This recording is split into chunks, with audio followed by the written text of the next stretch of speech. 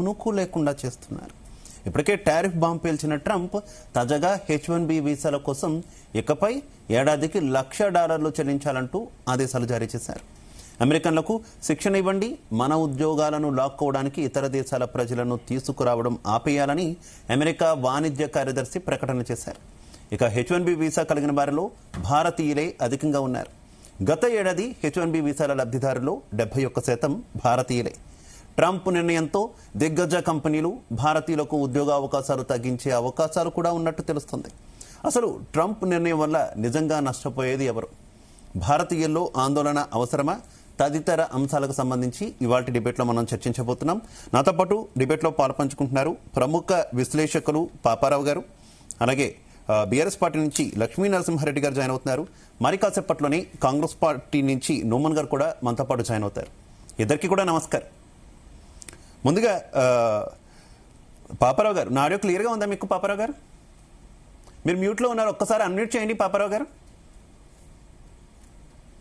Voice కొంచెం పెంచమనండి, మీ వాయిస్ కొంచెం లౌడ్ చేయమని. Okay, sure. పాపారావు గారు, ట్రంప్ అధికారంలోకి వచ్చినప్పటి నుంచి మనం జరుగుతున్నటువంటి పరిణామాలు ఒక్కొక్కటి చూస్తున్నాం. మేక్ అమెరికా గ్రేట్ అగైన్ అనేటటువంటి నినాదం పట్టుకున్న ట్రంప్ భారతీయులకు మాత్రం కొంత ఇబ్బందులు పెడుతున్న సిచ్యువేషన్ మనం గతం నుంచి కూడా చూస్తున్నాం. అఫ్ కోర్స్ ఈ పరిస్థితులు ఏ రకంగా ఉన్నా కూడా అమెరికా విధానాలు తొలగించో ఒకే రకంగా ఉన్నాయి, ఇలానే ఉన్నాయి, ట్రంప్ విషయంలో కనిపిస్తున్నాయని చెప్పేటటువంటి విశ్లేషణలు కూడా ఉన్నాయి. ప్రస్తుతం తీసుకున్నటువంటి నిర్ణయం H1B వీసాలకు సంబంధించి దాని మీద భారతీయులు చాలా ఆందోళన చెందుతున్నారు. అంటే భారతీయుల అమెరికా కళ చెరిగిపోయింది అనేటటువంటి విశ్లేషణలు కూడా నడుస్తున్నాయి. వాస్తవంగా ఇంత భయపడాల్సిన అవసరం ఉందా పాపారావు గారు? ఖచ్చితంగా ఉంటుందండి.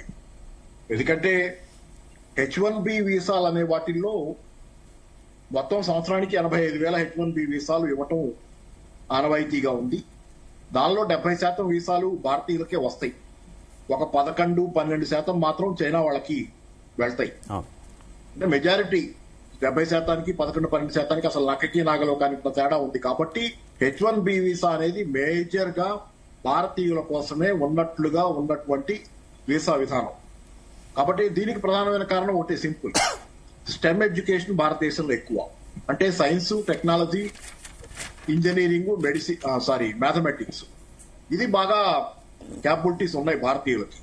కాబట్టి కొంచెం బట్టి విధానం కూడా దానికి అనుకూలంగా ఉంటుంది.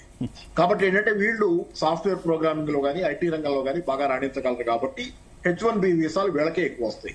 రెండో కారణం, చైనా వాళ్ళకి రాకుండా మనకే ఎక్కువ రావడానికి కారణం ఏంటంటే ఇంగ్లీష్ భాష. చైనా వాళ్ళకి మనంతగా ఇంగ్లీష్ భాష రాదు. మన దగ్గర చదువుకున్న ప్రతి విద్యార్థికి హైయర్ ఎడ్యుకేషన్ లోకి వెళ్ళిన వాళ్ళకి దరిదాపుగా అందరికీ ఇంగ్లీష్ బాగా వస్తుంది. కాబట్టి ఇది అమెరికాలో ఇంగ్లీష్ భాష రావాలి. కాబట్టి మనం అమెరికా వెళ్ళడానికి అదొక ఈజీ వే. కాబట్టి ఈ రకంగా 70% వీసాలు మనకే. కాబట్టి వీసాలు ఆపితే భారతీయులకు చాలా ఇబ్బందికరమైనటువంటి వాతావరణం ఏర్పడుతుంది. ఇది ఎట్లా చేసుకొచ్చాయంటే దీన్ని వీసాలు H1B ఎత్తేయకుండానే పొమ్మనకుండా పొగబెట్టినట్లుగా H1B వీసాల మీద $1,500 దాకా ఉన్నటువంటి వీసా ఫీజుని $1,00,000 మార్చడం ద్వారా ఆ దేశంలోకి వెళ్ళడం దరిదాపుగా అసంభవం చేశాడు. తర్వాత ఏమవుద్ది, ఇప్పుడు అమెరికాలో ఆల్రెడీ H1B వీసాల మీద ఉన్న వాళ్ళు ఆ వీసా ఎక్స్పైర్ అవ్వగానే మళ్లీ వీసా తీసుకోవడానికి వేరే తమ స్వదేశానికి వెళ్లాలనేది అలాంటి రూల్ పెట్టాడు ఒకటి. అప్పుడు వాళ్ళ దేశానికి వెళ్తే మళ్ళీ అక్కడి నుంచి ఇంకో $1,00,000 కట్టి మళ్లీ వెళ్ళాలి.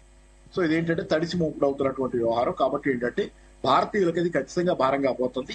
అమెరికా భారత్ మధ్య సంబంధాల్లో చాలా కీలక పాత్ర, ఒక వారధి లాంటి పాత్ర H1B వీసాలది. గత చరిత్ర మొత్తం చూసుకుంటే 90ల దాకా భారతదేశం రష్యాకి, సోవియట్ యూనియన్ కి దగ్గరగా ఉంది.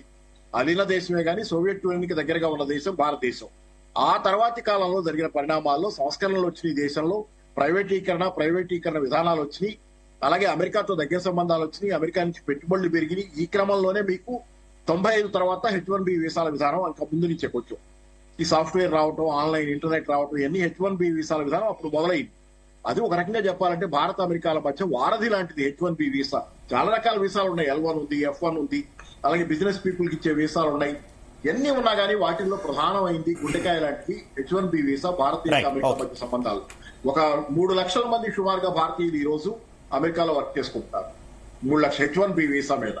సో మచ్ ఆఫ్ ఇది ఇంపార్టెన్స్ ఉంది H1B వీసాకి. సో ఇట్లాంటి వీసా రద్దు చేయటువంటి ఒక రకంగా అమెరికా భారత సంబంధాలకు కూడా కట్ చెప్పడమే అంతే. రైట్. ఓకే, మనతో పాటు Congress party AICC coordinator Noman గారు జాయిన్ అయ్యారు. ఆయనకు వెల్కమ్ చెప్తూ లక్ష్మీ నరసింహారెడ్డి గారు, మీరు ఏ రకంగా చూస్తున్నారు ఈ వ్యవహారాన్ని? భారతీయ విద్యార్థులు కావచ్చు, ముఖ్యంగా టెక్ నిపుణులు కావచ్చు, వీరందరికీ కూడా ఇబ్బందికర సిచ్యువేషన్గా పరిణమించినటువంటి అంశం. దీని మీద మీ అభిప్రాయం? ఈరోజు ఏదైతే డిబేట్ కార్యక్రమంలో పాల్గొన్నటువంటి పాపారావు గారికి, అదేవిధంగా నుమాన్ గారికి, అదేవిధంగా మీకు ముఖ్యంగా జీ తెలుగు ప్రేక్షకులందరికీ కూడా నమస్కారాలు తెలియజేస్తా ఉన్నాను. ఈరోజు ఏదైతే ట్రంప్ గారు నిర్ణయం తీసుకున్నారో, అంటే $1,500 ఉన్నటువంటి ఈ H1B వీసా యొక్క ఫీజుని $1,00,000 పెంచినారో, ఇది ఒక దుర్మార్గమైనటువంటి చర్యగా నేను భావిస్తా ఉన్నాను. ఎందుకంటే ఈ $1,00,000 వరకు ఒక కంపెనీ ఒక ఉద్యోగస్తుడికి $1,00,000 చెల్లించాలి అంటే చాలా కష్టమైనటువంటి పరిస్థితి ఉంటుంది, చాలా ఇబ్బందులు ఎదుర్కొనాల్సినటువంటి సందర్భం ఉంటుంది. ఎందుకంటే ఇప్పుడు ఇక్కడ ఏమవుతుందంటే, ఒకసారి ఆ కంపెనీ $1,00,000 ఉద్యోగస్తుడికి పే చేసినప్పుడు దాంతో పాటుగా అతనికి మార్కెట్కి అనుగుణంగా శాలరీలు కూడా ఇవ్వాల్సినటువంటి పరిస్థితి ఉంటుంది. సో అప్పుడు డెఫినెట్గా వాళ్ళ యొక్క ప్రొడక్ట్ను కూడా వాళ్ళు కాస్ట్ హైక్ చేయాల్సి ఉంటుంది. దాని ప్రభావం అనేది చాలా అంశాలకు ముడిపడి ఉండేటువంటి సందర్భం ఉండబోతా ఉంది. సో దీన్ని వెంటనే, అంటే మేమేం చెప్తున్నామంటే, ఈరోజు ఇది ఒక తెలుగు రాష్ట్రానికి సంబంధించిందో లేదా మన ఉభయ తెలుగు రాష్ట్రాలకు సంబంధించిన అంశం కాదు, ఈరోజు భారతదేశం మొత్తానికి సంబంధించినటువంటి అంశం. మరి ఈ సందర్భంలో ఈ భారతదేశంలో ఉన్నటువంటి మన భారతదేశంలో ఉన్నటువంటి ఎవరైతే చదువుకున్నటువంటి విద్యార్థులు ఉన్నారో, అక్కడ ఉద్యోగాలు చేస్తున్నటువంటి వాళ్ళు ఎవరైతే ఉన్నారో వాళ్ళందరి యొక్క కుటుంబాలపైన ప్రభావం చూపేటువంటి పరిస్థితి రాబోతున్నది. కాబట్టి ఈ యొక్క చర్యను ఇది చాలా ఇబ్బందికరమైనటువంటి విషయంగా పరిగణించి ఈ భారత ప్రభుత్వం, బీజేపీ ప్రభుత్వం, నరేంద్ర మోడీ గారు మరి వెంటనే ఆ ప్రభుత్వంతో దౌత్యపరమైనటువంటి చర్చలు జరిపి మరి దాన్ని ఉపసంహరించుకునే విధంగా, లేదంటే దానికి ఉపశమనం పొందేటువంటి విధంగా చర్యలు తీసుకుంటే మరి అందరికి కూడా లాభదాయకంగా ఉంటది అని చెప్పి మీ ద్వారా నేను తెలియజేస్తాను. రైట్. నోమన్ గారు మీ అభిప్రాయం ఏంటి ఈ వ్యవహారానికి సంబంధించి?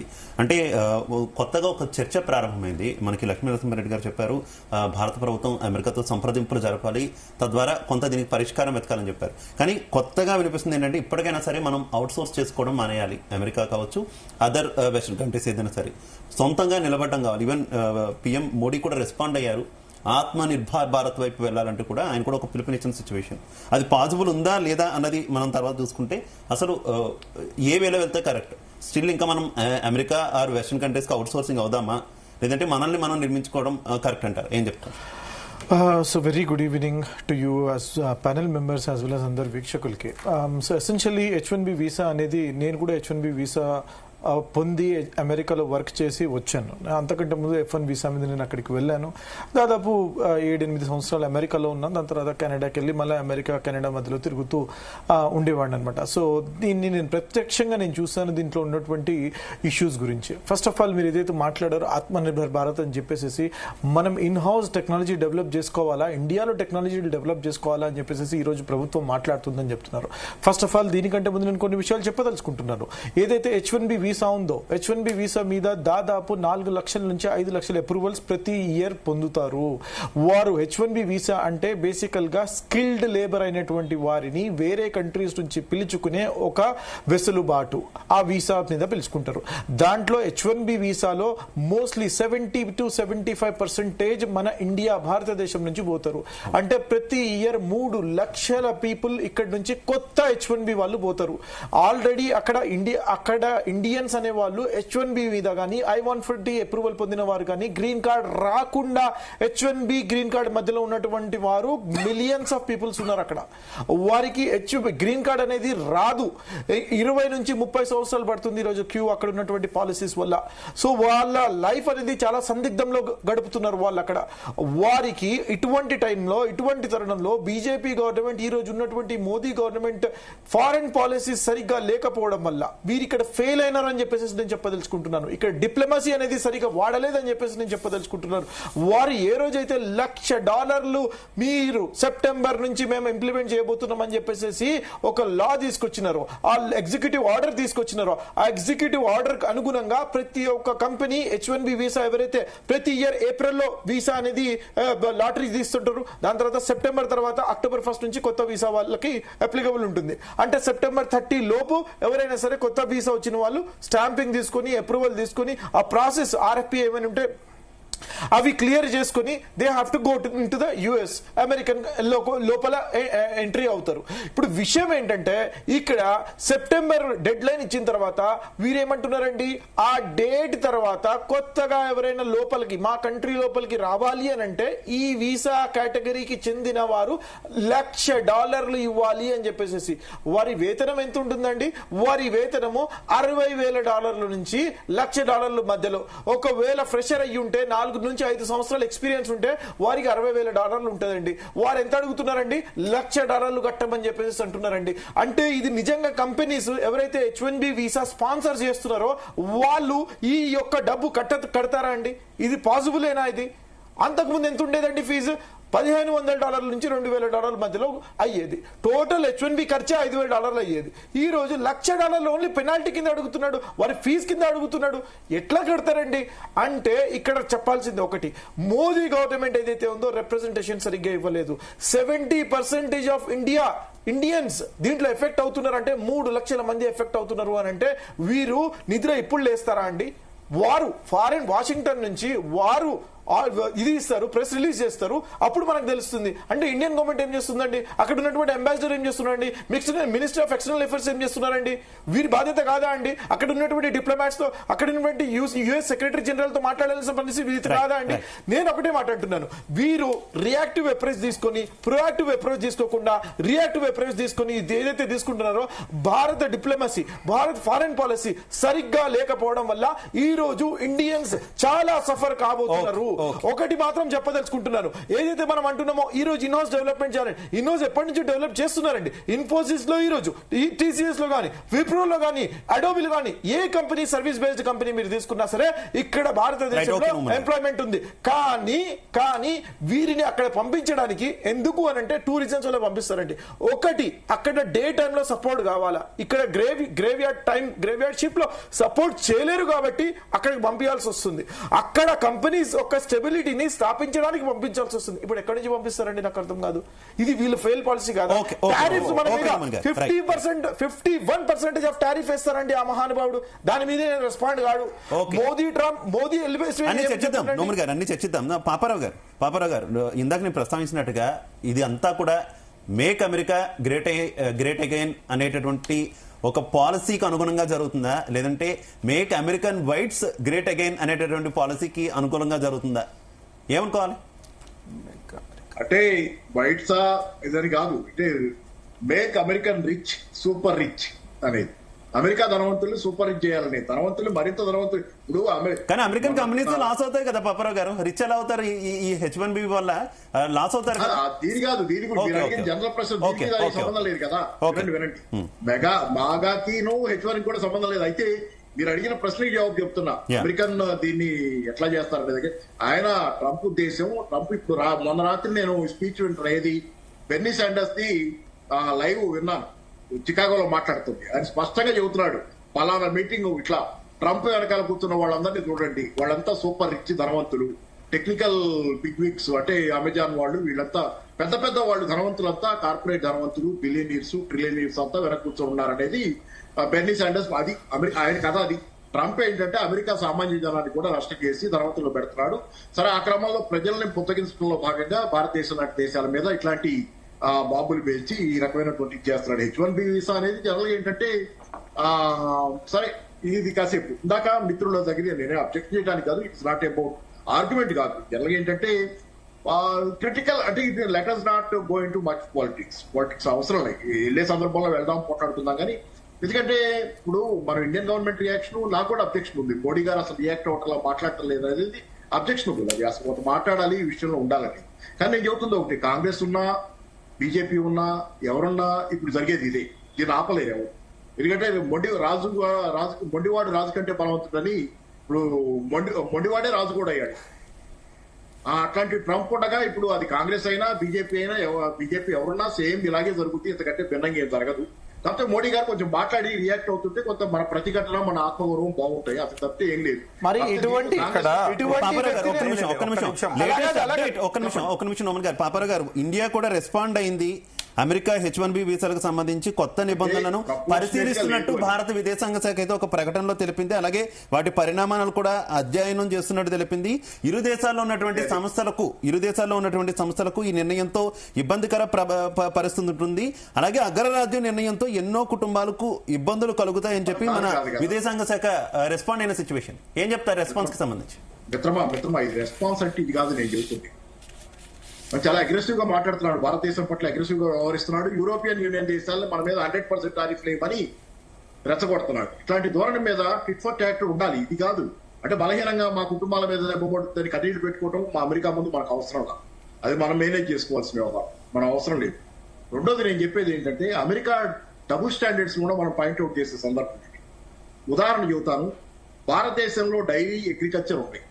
భారతదేశ ఆర్థిక వ్యవస్థకి భారతదేశ ప్రజల జీవన వృత్తికి కీలకమైన రంగాలు.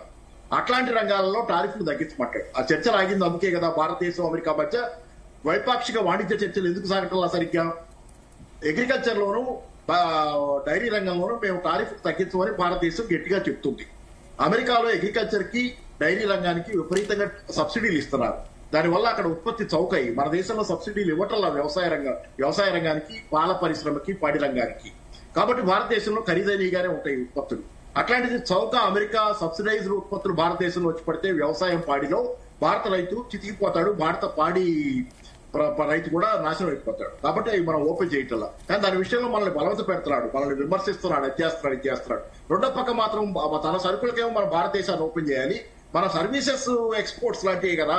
H1B వీసాలంటే ఓ రకంగా మనం పోయి మన స్కిల్డ్ సర్వీస్ ఎక్స్పోర్ట్ లాంటి దానికి మాత్రం అడ్డం పెడతాడు, దానికి ఇష్టానుసారం చేస్తారు. ఈ డబుల్ స్టాండర్డ్స్ కాదా? అమెరికాలోకి వచ్చే భారతీయులు రాకుండా అమెరికా ఉద్యోగాలను కాపాడుకుంటారంటాడు. భారతదేశ వ్యవసాయ రంగంలో ఉపాధి కాపాడుకోవడం మాత్రం మన హక్కు కాదు, ఓపెన్ చేయండి అంటాడు. ఎంత దుర్మార్గమైనటువంటి నీచమైనటువంటి ధోరణి ఇది. దీన్ని గట్టిగానే మనం పాయింట్అవుట్ చేసి double standards of Trump, arrogance of Trump దీన్ని పాయింట్అవుట్ చేయాల్సిన అవసరం. అని ఒకటి మాత్రం నిజం, ఎవరున్నా కానీ ఇంతకంటే బెటర్ రిజల్ట్ అయితే ఇవి రాదు. పాయింట్అవుట్ చేయగలం. ట్రంప్ అనేవాడు మొండివాడు, మూర్ఖుడు, ఇవన్నీ తిట్టడానికి చెప్తున్నా ఉన్న కనపడుతుంది కదా ఇళ్లలో. అట్లాంటి మనిషిని మనం మార్చగలిగింది. మరి అటువంటి వ్యక్తుల కోసం డాలస్ కి పోయి ఇస్ బా ట్రంప్ సర్కార్ అని చెప్పేసి ఎవరు చెప్పిండ్రు సార్? ఈ రోజు బా ట్రంప్ సర్కార్ అని చెప్పేసి ఎలక్షన్ ర్యాలీలో ఒక ప్రైమ్ మినిస్టర్ అయ్యుండి పోయి పార్టిసిపేట్ చేసినాడు సార్. హౌడీ మోడీ అని పెట్టినాడు సార్. అటువంటి రాక్షసుడు ఫస్ట్ టైం ప్రెసిడెంట్ కాలేదు సార్, ఈ సెకండ్ టైం ప్రెసిడెంట్ అవుతున్నాడు. ఎట్లా చెప్తారు సార్ మీరు? నాకు అర్థం కాదు. నేనేమంటున్నాను, మీరు చెప్పిన point, it is the responsibility of the Indian government to act. పక్కన చైనా ఏం చేస్తుంది సార్? చైనా ఏం చేస్తుంది? టారిఫ్ వేస్తే మీరు 20% టారిఫ్ వేస్తే మేము రెసిప్రోకల్ టారిఫ్ 20% వేస్తా అంటుంది. ఇక్కడ ఏం చేస్తున్నాడు సార్? పత్తి మీద సార్ 15% ఇంపోర్ట్ ట్యాక్స్ ఉంటే ఇంపోర్ట్ 15% ఇంపోర్ట్ ట్యాక్స్ ఉంటే దాన్ని తీసేసినారు సార్. తీసుకుంటున్నారు సార్. ముఖ్యంగా చర్చించాల్సినటువంటి విషయం ఏంటంటే ఒకసారి సార్ ఇక్కడ ముఖ్యంగా చూడాల్సిన సార్ పాపారావు గారు, ఇక్కడ ముఖ్యంగా చూడాల్సినటువంటి అంశం ఏంది అంటే ఏదైతే ట్రంప్ గారు తీసుకుంటున్నటువంటి నిర్ణయాలు గతంలో తీసుకున్నాయి కానివ్వండి, ప్రస్తుతం తీసుకుంటున్నటువంటి నిర్ణయాలు కానీ, ఇవన్నీ ఏంటంటే మన దేశం పైన అతని యొక్క పెత్తనం చెలాయించాలనేది ముఖ్య లక్ష్యంగా కనిపిస్తా ఉన్నది ఇక్కడ. సో అలాంటి కదా అమెరికాకి ఎప్పుడు ప్రపంచం మొత్తం మీద పెత్తనం చెలాయించాలంటే వాళ్ళ దగ్గర ఏదైతే మన ప్రొడక్ట్స్ ఉన్నాయో ఆ ప్రొడక్ట్స్ ని మన ఇండియాకి పంపించాలని చెప్పి కానివ్వండి, అదేవిధంగా మన పైన తీవ్రమైనటువంటి ఒత్తిడి తీసుకురావాలనేది వాళ్ళ ప్రధాన అంశంగా కనిపిస్తా ఉన్నది. ఈ క్రమంలో మన భారతదేశంలో మన ప్రభుత్వం ఏదైతే బీజేపీ ప్రభుత్వం ఉన్నదో ప్రధానమంత్రి నరేంద్ర మోడీ గారు దానికి సరిదీటుగా జవాబు చెప్పే విధంగా ఉండాలి. అంతేగాని 3 రోజులు కొట్లాడినట్టుంటారు, మళ్ళీ 3 రోజులు అంత ఫ్రెండ్స్ అయిపోయినామంటారు, మేమందరం కలిసి ఉండాలంటారు, కలిసి చేస్తున్నామని అంటారు. ఇప్పుడు నిన్న మొన్న 3-4 రోజుల కింద చూస్తే మనకు మంచి రిలేషన్ మెయింటైన్ చేయాలి అమెరికా ఇండియా అని చెప్పి వాళ్ళు పేపర్లలో టీవీలలో చూసినాము. మళ్ళీ నిన్న ఈరోజు ఏదైతే $1,00,000 ఇంపోజ్ చేస్తామని చెప్పి మోడీ గారు ఎవరైతే ట్రంప్ గారు చెప్తున్నారు మన దగ్గర H1B వీసా ఎంటర్ అయ్యే వాళ్ళకి. సో ఇవన్నీ ఏంటంటే ఒక ప్రాపర్ స్టాండ్ అనేది మెయింటెనెన్స్ లేదు, ప్రభుత్వాల మధ్యలో ద్వైపాక్షిక రిలేషన్ అనేది కరెక్ట్ గా లేదు. ఇది కేవలము ఏంటంటే ఇప్పుడు మోడీ గారు అమెరికా వెళ్ళినప్పుడు వాళ్ళ హంగులు ఆర్భాటాల కోసము ఏదో కొంత ప్రచారం చేసుకొని ఇక్కడ ప్రజలను మోసం చేయడానికి ఏదో డ్రామా నడిపిస్తున్నారు. కానీ స్పష్టమైనటువంటి ఒక అవగాహనతోటి స్పష్టమైనటువంటి విధానంతో మన యొక్క విధి విధానాలతోటి ముందుకు వెళ్ళడం లేదు. ఈరోజు నేను ఏం చెప్తున్నానంటే మనము ఇక్కడ ఇందాక పాపారావు గారు చెప్పారు మన దగ్గర చాలా బాగా చదువుతారు, మన దగ్గర టెక్నాలజీ బాగుంది, విద్యార్థులలో నైపుణ్యత బాగున్నది అని చెప్తున్నారు. జస్ట్ ఇట్ ఈస్ కరెక్ట్ అండి. సో అంత నైపుణ్యత ఉన్న వాళ్ళకి ఇక్కడే మనకు ఫెసిలిటీస్ కల్పిస్తే, ఇక్కడే మనకు ఆ యొక్క ప్రోగ్రామ్స్ చేయడానికి కానీ ఆ సిస్టమ్ ని జనరేట్ చేయడానికి కానీ ఇక్కడే ఈ ప్రభుత్వాలు మౌలిక వసతులు కానీ కల్పిస్తే మనం అక్కడ వెళ్ళాల్సినటువంటి అవసరం ఉండదు.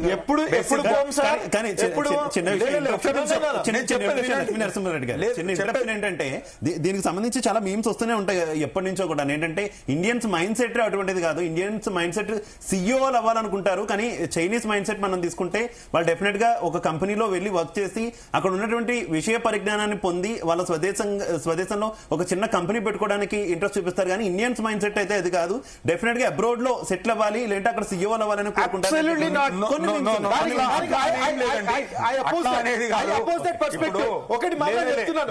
ఒక్క నిమిషం మీరు వినాలి. నేను ఏమంటున్నా అంటే ఏదైతే చైనా వాళ్ళు వెళ్తారో అక్కడ కంపెనీ గురించి పూర్తిగా తెలుసుకుంటారో, తెలుసుకున్న తర్వాత ఒక అవగాహన వచ్చిన తర్వాత మళ్ళీ వాళ్ళ కంపెనీకి వాళ్ళ దేశానికి వెళ్ళి అక్కడ ఒక కంపెనీ పెడతారు. ఆ ఆలోచనతోటి చైనా వాళ్ళు ఉంటారు, మన ఇండియన్స్ ఉండరు అని అంటున్నారు. బట్ ఇట్ ఈస్ రియల్లీ అంటే అట్లా ఏముండదండి. అందరూ అట్లా ఉండరు కదా. జనరల్ గా ఇక్కడ ఉన్నటువంటి ప్రభుత్వం కూడా ఏదైతే భారత ప్రభుత్వం కూడా ఆ రకమైనటువంటి విధి విధానాలు అంటే వాళ్ళని డెవలప్ చేయాలి, మన కంట్రీ కూడా డెవలప్ కావాలనేటువంటి అంశంతో ఉంటే డెఫినెట్ గా వస్తారు కదా. డెఫినెట్ గా మీరు ఆ ప్రోగ్రెస్ అనేది ఇవ్వాలి కదా పబ్లిక్. ఎసెన్షియల్లీ 2014 ఎలక్షన్ లో మీరు చూసుకున్నట్లయితే ఎలక్షన్ క్యాంపెయిన్ నేను అనేది ఇప్పుడు ఓన్లీ బీజేపీ గవర్నమెంట్ గురించి కూడా మాట్లాడలేదు. అంటే గతంలో కాంగ్రెస్ గవర్నమెంట్ కూడా ఉంది. అప్పుడు కూడా అమెరికా పోయిన వాళ్ళు ఉన్నారు, అప్పుడు కూడా అమెరికా నుంచి రిటర్న్ వచ్చిన వాళ్ళు, అప్పుడు కూడా ఎన్నో పెట్టుబడులు చాలా జరిగింది. ఇంపార్టెంట్ ఫర్ ఎనీ గవర్నమెంట్ అండి. ఒకటి policy making is important for any government. ఈ మహానుభావుడు ఏమన్నాడు సార్ 2014 ఎలక్షన్ క్యాంపెయిన్ లో ఏమన్నాడు, ఇస్ బార్ మై జబ్ జీతుంగా మై డాలర్ రేట్ కు 50 के अंदर ला दूंगा, 56, 58 నై అని చెప్పేసి చెప్పినాడు. చెప్పాడా చెప్పలేదా ఈ మహానుభావుడు? ఈ రోజు ఎంత ఉందండి డాలర్ రేట్? 89 ఉందండి. 56 వర్సెస్ 89 ఎక్కడండి? మేమున్నప్పుడు ఎంత ఉందండి? 59 రూపీస్ ఉండేదండి. 59 నుంచి ఈ రోజు 89 పోయింది. రేపు పొద్దున 100 కూడా వచ్చేదండి. భారతదేశంలో ఉన్నప్పుడు ఇన్ఫ్లేషన్ రేట్ ఎక్కువ ఉంది, సాలరీ సరిగ్గా రావడం లేదు, ప్రతి ఒక్క ప్రైస్ హైక్ ఉంది, ఎసెన్షియల్ కమోడిటీస్ మీద హైక్ ఉంది. అప్పుడు మనిషి ఎక్కడికి పోవాలండి? వారికి ఉన్నటువంటి నైపుణ్యాన్ని, వారికి ఉన్నటువంటి టాలెంట్ ని పెట్టేసేసి వారి పోయి బయట సంపాదించుకుని వస్తే ఒక 4-5 సంవత్సరాలు క్వశ్చన్ మీకే. అయితే ఇది ట్రంప్ కి మోదీకి మధ్య ఉన్నటువంటి స్నేహానికి సంబంధించినటువంటి వ్యవహారం కాదు. భారత్ అలాగే అమెరికాకు సంబంధించినటువంటి వ్యవహారం, ముఖ్యంగా భారతీయులపై పడేటటువంటి ఇంపాక్ట్ చాలా చాలా ఇబ్బందికర సిచ్యువేషన్. ఈ నేపథ్యంలో దేశం అంతా ఒకటిగా ఉండాలి. దేశమంతా ఒకటిగా ఉండాలి, రాజకీయాలు తగదు అనేటటువంటి స్టాండ్ అందరూ తీసుకోవాలి. కాకపోతే దురదృష్టవశాత్తు కాంగ్రెస్ పార్టీ కూడా ఈ అంశాన్ని ఎక్కువగా ఉపయోగించుకొని రాజకీయం చేయడానికి ఇంట్రెస్ట్ చూపిస్తుంది అనేటటువంటి విమర్శలు ఒప్పుకుంటారు. దానికి ఉదాహరణగా కూడా చాలా ఫాస్ట్ గా గ్రో అవుతున్నటువంటి ఇండియన్ ఎకానమీని ట్రంప్ డెడ్ ఎకానమీ అంటే, పిచ్చోడి చేతులు రాయి ఉంటే దాన్ని ఎలా అయినా వాడతాడు, నోట్ను కూడా ఎలా అయినా ఉపయోగిస్తాడు. డెడ్ ఎకానమీ అంటే రాహుల్ గాంధీని మీడియా ప్రశ్నించినప్పుడు అవును నిజమే కదా అన్నారు. మనం ఒప్పుకుంటాం మన economy dead economy. Is it correct?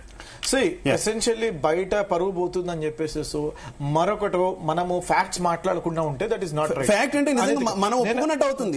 Indian economy dead economy కాదు కదా. వరల్డ్ లో టాప్ 3 లో ఉన్నామండి ఎకానమీ డెవలప్మెంట్ లో. ఎసెన్షియల్లీ ఇష్యూస్ గురించి మనం ఇక్కడ మాట్లాడాలి. Inflation rate is so high, unemployment rate is high, price hike is so high. ఇన్ని ఇష్యూస్ మధ్యలో కొట్టుమిట్టాడుతుంది ఈ రోజు భారతదేశం. ఈ రోజు భారతదేశంలో ఈ సమస్యలన్నీ ఉన్నప్పుడు ఒక గవర్నమెంట్ లో ఉన్నప్పుడు government is the responsibility of the government to take the people in to confidence. ఇక్కడ ఉన్నటువంటి భారతీయులకి ఆపర్చునిటీస్ ప్రొవైడ్ చేయాల్సిన బాధ్యత గవర్నమెంట్ ఉంటుంది, ఉద్యోగ అవకాశాలు ఇవ్వాల్సిన బాధ్యత గవర్నమెంట్ మీద ఉంటుంది, పాలసీ తీసుకురావాల్సిన బాధ్యత గవర్నమెంట్ మీద ఉంటుంది. అది లేకుండా, అది చెయ్యకుండా ఫారెన్ పాలసీ. ఇప్పుడు నేను ఉన్నానండి, నేను ఎందుకు వచ్చాను అమెరికా నుంచి, నేను మీకు క్లియర్ గా చెప్తానండి. నేను అమెరికా నుంచి రావాల్సిన ఒక ముఖ్య ఉద్దేశం మళ్ళీ చెప్తున్నాను నేను మీకు. నేను అమెరికాలో ఉన్నప్పుడు ఐ వాజ్ నాట్ హ్యాపీ. నాకు డాలర్ ఇప్పటికీ నాకు వస్తాయండి amount. I work for Apple కంపెనీలో I'm a program manager. But is it giving me happiness? No. I want to stay with my family. నా మదర్ తో గానీ, నా ఫ్యామిలీతో గానీ, నా వైఫ్ తో గానీ ఉండాలి, నేను ఒక చోట ఉండాలి అని చెప్పేసి నా భారతదేశం మీద మమకారం మీద అలాగా కొట్టుమిట్టాడుతున్నటువంటి వారు కొన్ని లక్షల్లో ఉన్నారండి అక్కడ. నేను చెప్తున్నాను. ఏం లేదు, ఆయన మిత్రులు పాయింట్అవుట్ చేసింది కరెక్ట్. ఏంటంటారంటే ఆయన ట్రంప్ ఇలా అంటే రాహుల్ గాంధీ ఎందుకు దాన్ని సమర్థించాలి? నాకు కూడా అది నచ్చల. రాహుల్ గాంధీ ఆ విధంగా దాన్ని సమర్థించాల్సిన అవసరం లేదు వెంటనే. ఎందుకంటే అమెరికన్ ఎకానమీ ఎంత బాగుంది, ఇండియన్ ఎకానమీ బాగాలేదు అనుకుంటున్నాం. అమెరికన్ ఎకానమీ ఎంత బాగుంది, అమెరికా గుడ్డిది కదా, అమెరికా ఎకానమీ కొలాప్స్ అయిపోతుంది, అమెరికా సామ్రాజ్యమే కూలిపోతుంది. వచ్చి ఆ కూలిపోతున్న వాడు అంటే గుడ్డి కంటే మెల్లన్నాయం అంటారు కదా. మన సమస్యలు ఉంటే ఉన్నాయి, కానీ వాళ్ళకంటే మెరుగ్గానే ఉన్నాం కదా. మనల్ని వచ్చి ఆయన వెక్కిస్తే పిల్ల వచ్చి గుడ్డొచ్చి ఎగ్జాక్ట్లీ మనకి ఎన్ని సమస్యలైనా ఉండొచ్చు, మనల్ని మనం ఎన్నైనా అనుకోవచ్చు, కానీ బయట వాళ్ళు వచ్చి బయట వాళ్ళు మన మీద చేసే విమర్శలు సమర్థించకూడదు. నేను కూడా ఒప్పుకుంటా, రాహుల్ గాంధీ అలా మాట్లాడకూడదు. ఎందుకంటే అది తప్పు. ట్రంప్ మాట్లాడింది మన దేశం పైన ఒకరు విచక్షణారహితంగా మాట్లాడినప్పుడు డెఫినెట్ గా మనం దేశానికి సపోర్ట్ చేసే విధంగా మాట్లాడితే బాగుంటది కదా. వీటన్నిటికీ కారణం మళ్ళీ చెప్తున్నానండి, మన దగ్గర లేనటువంటి ఫారెన్ పాలసీ, మన దగ్గర డిప్లొమాటిక్ రిలేషన్స్ గారు లోపాలు లేవని కాదు. మన డిప్లొమసీలో లోపం ఉండొచ్చు, మన ఇండియాలో చాలా ప్రాబ్లమ్స్ ఉండొచ్చు, ఏమైనా ఉండొచ్చు. మనం కొట్లాడుకుందాం, మనం డిబేట్ చేసుకుందాం, కానీ పక్కన వాడికి సపోర్ట్ చేయడం ఎందుకు? ఎందుకంటే రాహుల్ గాంధీ మాట్లాడింది ఎట్లా అంటే ట్రంప్ అట్లా అన్నారు కదా అంటే నిజమే కదా అంటాం. వీళ్ళ పరిస్థితి ఎట్లా ఉన్నదంటే ఇప్పుడు నుమాన్ గారు చెప్పిన పరిస్థితి ఎట్లా ఉన్నదంటే ఇక్కడ రాజకీయమే ముఖ్యం, దేశం యొక్క గౌరవం అనేది ముఖ్యం కాదు వీళ్ళకి.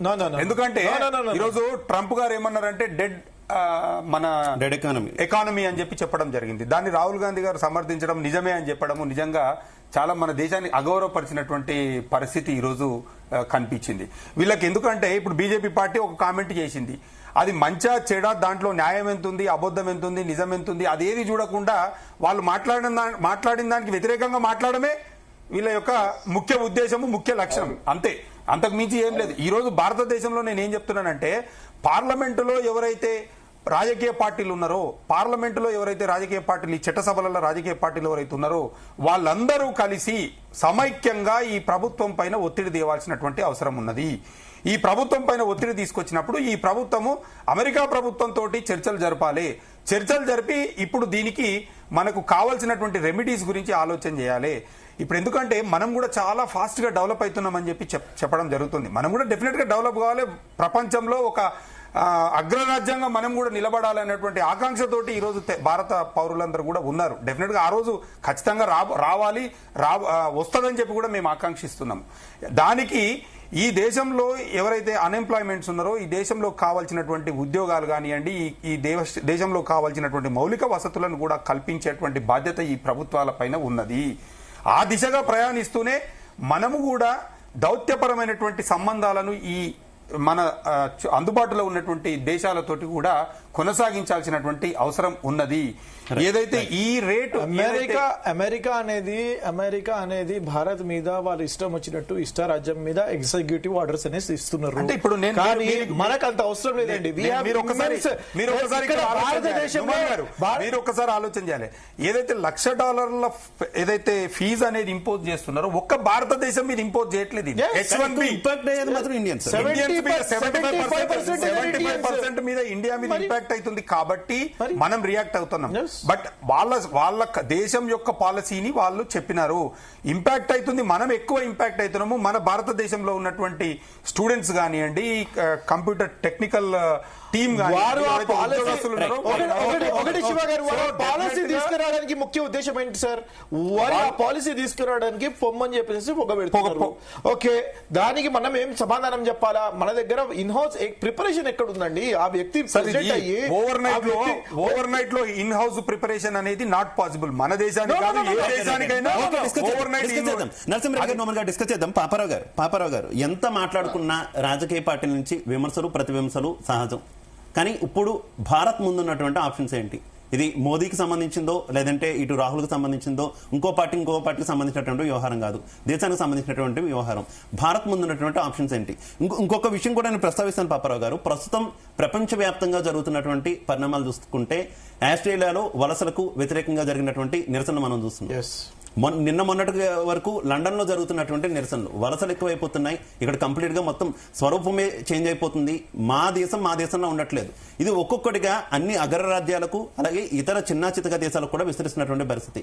మనం ఇప్పటి వరకు గొప్పగా చెప్పుకున్నాం, ఏ దేశానికి వెళ్ళినా ఇండియన్స్ ఉంటారు, ఆ ఇండియన్స్ లో కూడా తెలుగు వాళ్ళు ఎక్కువగా ఉంటారు, ఈ తరహా గొప్పలు మనం చెప్పుకున్నటువంటి పరిస్థితి. కానీ ప్రపంచంలో స్వరూపం మొత్తం మారుతుంది కదా. ఇప్పుడు ఇండియా ముందున్నటువంటి ఆప్షన్స్ ఏంటి? చాలా బాగా చెప్పారు మీరు. అది ప్రపంచం మొత్తం స్వరూపం మారుతుంది. ప్రపంచ పాత ఆర్థిక నమూనా పనిచేయటంలా ప్రపంచవ్యాప్తంగా నిరుద్యోగం పెరుగుతుంది.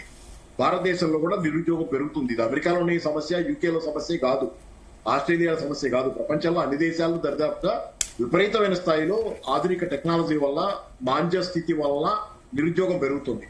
ఈ పెరుగుతున్న నిరుద్యోగానికి భారతదేశంలో మనం కనుక పరిష్కారం కనుక్కోకపోతే, ఎందుకంటే మిగతా వాళ్ళ సంగతి మనకు అనవసరం, మనం ఏం చేయలేము, వాళ్ళ దేశాల్లో వాళ్ళే చేసుకోవాలి. భారతదేశంలో దీనికి పరిష్కారం కనుక్కోకపోతే భారతదేశంలో కూడా విస్ఫోటనంలాగా సామాజికమైనటువంటి బదలయ్యే పరిస్థితి ఉంటుంది, ఎప్పుడైనా ఉంటుంది. కాబట్టి ఏంటంటే నిరుద్యోగం అనేది దేశంలో పెద్ద సమస్య. ఉదాహరణకి టారిఫ్లు కొత్తగా, నిరుద్యోగం మామూలుగానే పెరుగుతుంది, దానిలో ఇప్పుడు కొత్తగా టారిఫ్లు రావటం వల్ల టారిఫ్లు వేశారు ట్రంప్ 50%. దానివల్ల ఆల్రెడీ నిరుద్యోగం ఏది మన జెమ్స్ అండ్ జ్యువెలరీ, టెక్స్టైల్స్, మన ఆంధ్రప్రదేశ్ లో అయితే చేపల చెరువుల తాలూకు రొయ్యలు, ఇట్లాంటి చాలా విషయాల్లో పెద్ద ఎత్తున లెదర్ ఇండస్ట్రీ, వీటిల్లో ఆల్రెడీ నిరుద్యోగులు అవుతున్నారు. చాలా మంది ఉద్యోగాలు పని పోతుంది. ఉద్యోగాలు అనుకుంటే కూడా ఆ రంగంలో పనిచేసే వాళ్ళు చాలా మంది చిన్న పనులు చేసుకునే వాళ్ళు లాంటి వాళ్ళు, చిన్న వేతనాలు ఉన్న వాళ్ళు, వాళ్ళందరికీ ఉద్యోగ పనులు పోతున్నాయి. ఇప్పుడు రెండో ఎండ్లో ఏమవుతుంది, ఇప్పుడు H1B వీసాల సీలింగ్ వల్ల, లేకపోతే దాని మీద పెంచిన ఫీజు వల్ల హై ఎండ్ ఉద్యోగాలు అయితే ఐటీ ఉద్యోగాలు ఏదైతే వైట్ కాలర్ బ్రహ్మాండమైనటువంటి సర్వీసెస్ సెక్టర్ లో ఉన్నటువంటి అద్భుతమైన శాలరీస్ వచ్చే ఉద్యోగాలు వాటికి కూడా ముప్పు వస్తుంది. కాబట్టి భారతదేశం శాండ్విచ్ అవుతుంది ఈ పరిస్థితిలో. కాబట్టి ఎకనామిక్ మోడలే మార్చుకోవాలి. భారతదేశం ఏం చేయాలనే దగ్గర భారతదేశం ఇక పాత నమూనా ఎకనామిక్ డెవలప్మెంట్ మీద ఆధారపడలేదు. సర్వీసెస్ ప్రొవైడ్ చేయడం ద్వారా ప్రపంచానికి, లేకపోతే షేర్ మార్కెట్ ఆధారితంగా Bombay headquarters, Dalal street headquarters గా మనం షేర్ మార్కెట్ పెరిగితే బాగా, షేర్ మార్కెట్ కనుక లండన్ లాగా షేర్ మార్కెట్ లాగా అయితే మనం we will become a super power. ఇవన్నీ కాదు, ఇప్పుడు కొత్త మోడల్ అవసరం. నా ఉద్దేశంలో, సరే ఎవరికి ఉద్దేశాలు వాళ్ళకుంటే, ఎవరి నమ్మకాలు వాళ్ళకుంటే, నేను గత 15-20 సంవత్సరాల నుంచి కూడా 15 సంవత్సరాల పైనుంచి చెప్తున్న మోడల్ ఒకటి, వ్యవసాయ ఆధారితంగా, వ్యవసాయం సెంటర్డ్ గా, వ్యవసాయక సూపర్ పవర్ గా అంటున్నాడు. ఏది మన నీతి ఆయోగ్కి చెందిన సుమన్ బెరీ ఇట్లాంటి వాళ్ళు మాట్లాడుతుంది ఏంటంటే India should become a agriculture super power అంటున్నారు. ఎందుకంటే భారతదేశంలో 50% దాకా, సగానికి సగం మంది జనం దాకా వ్యవసాయం మీద ఆధారపడి ఉన్నారు. అలాగే భారతదేశంలో పాడి పరిశ్రమ మొత్తం కలిపితే ఒక 50% గ్రామాల్లో వ్యవసాయం మీద ఆధారపడే వాళ్ళు ఉన్నారు. కాబట్టి వాళ్ళ ఆదాయాలు పెంచాలి, వాళ్ళ ఆదాయాలు పెరగాలి. మనం ఎంతకే ఏం చెబుతున్నాం, ప్రొడక్షన్ పెంచండి, ప్రొడక్టివిటీ పెంచండి వ్యవసాయంలో అంటాం. ఎస్, పెంచుతున్నారు. ప్రొడక్షన్ పెరిగిన కొద్దీ ఉత్పత్తి పెరిగి, సప్లై పెరిగి వాళ్ళకి వచ్చే ఆదాయం పడిపోతుంది. వాళ్ళకి వచ్చే ఆదాయం అది అందుకనే ప్రొడక్షన్ పెరగాలి. కానీ దానికంటే ముఖ్యంగా రైతాంగం ఆదాయాలు పెరిగితే దేశంలో 50% జనం ఆదాయం పెంచే వ్యవసాయ ఆధారిత మోడల్ ఈ దేశానికి ప్రస్తుతం దిక్కు. ప్రపంచమంతా సంక్షోభంలో ఉన్నప్పుడు అది జరిగితే గనక గ్రామీణ ప్రాంతాల్లో ప్రజల కొనుగోలు శక్తి, రైతాంగం కొనుగోలు శక్తి పెరిగితే, ఉదాహరణకి గ్రామీణ ప్రాంతంలో రైతు ఆదాయం బాగా వచ్చి ఒక ఇల్లు కట్టుకుంటే గనక దాని సిమెంటు, స్టీలు నగర ప్రాంతాల పరిశ్రమల నుంచి వస్తారు. అంటే ఆటోమేటిక్ గా నగర ప్రాంతాల్లో పరిశ్రమలు పెరుగుతాయి, ఉపాధి అవకాశాలు పెరుగుతాయి. అది మన దేశంలోనే నగరాల్లో డిమాండ్ పెరుగుద్ది సరుకులకి, సిమెంట్ కి, స్టీల్ కి పరిశ్రమలు వస్తాయి. అలాగే సిమెంట్, స్టీల్, కన్స్ట్రక్షన్ ఇండస్ట్రీ పెరగటం అంటే ఇంకా చాలా ఎన్నో కన్స్ట్రక్షన్ ఇండస్ట్రీ చుట్టూ ఎన్ని డజన్ల ఇండస్ట్రీలు ఉన్నాయో చెప్పలేము. వాటన్నిటి కూడా పోతాం. అది గ్రామీణ ప్రాంతాల్లో రైతాంగానికి పెరిగే ఆదాయం. రెండోది, గ్రామీణ ప్రాంత రైతాంగం గనక ఆదాయాలు పెరిగి కార్లు, బైకులు కొనుక్కోగలిగితే అవి కూడా నగర ప్రాంతాల పరిశ్రమల నుంచి వస్తాయి.